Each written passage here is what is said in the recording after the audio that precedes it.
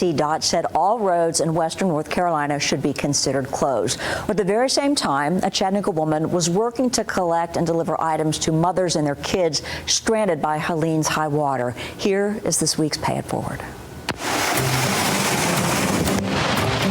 The horror and hell. My car's gone. Of Helene. We're dealing with a situation that is unlike anybody's ever seen in western North Carolina.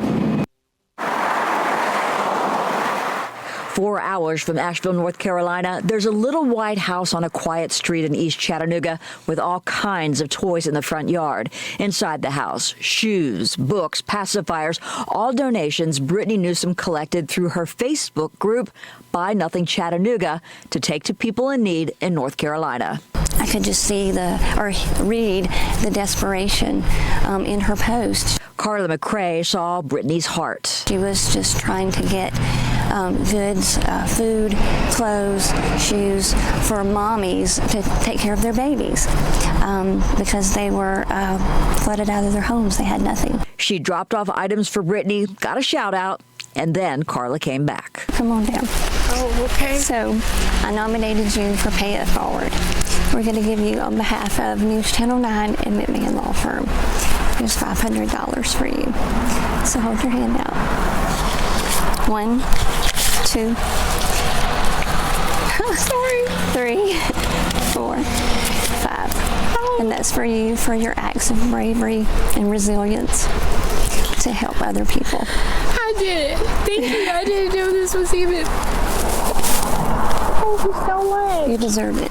We asked Brittany why she went. Her story is inspiring and simply sad. At one point in her life, she too had nothing. I lived in a 50-year-old camper, a holiday rambler, with my husband, who was then just my boyfriend, and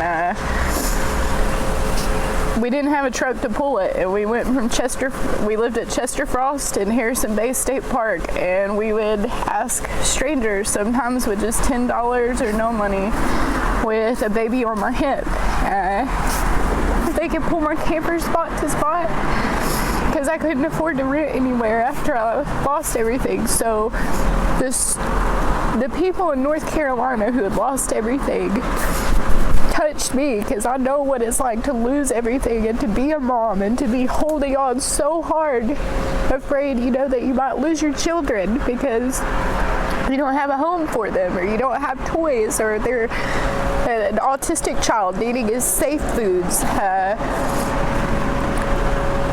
I couldn't not help.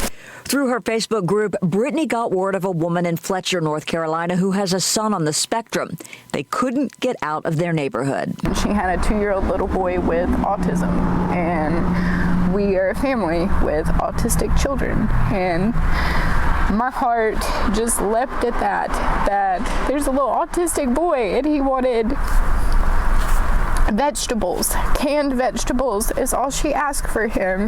My husband went and gave plasma that morning so that we could make it there, and that was our gas money. They loaded up everything, kiddos included, and took pictures on the road.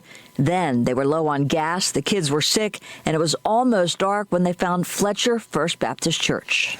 Thinking the door was going to be locked, and I tugged on it, it was open, and I stumbled in, and I asked for help. Literally, I was like, help, because I was so just hearing your baby cry, not having anywhere to go, no hotel room, knowing we still had 4 hours to drive back to Chattanooga. It was upsetting and frustrating.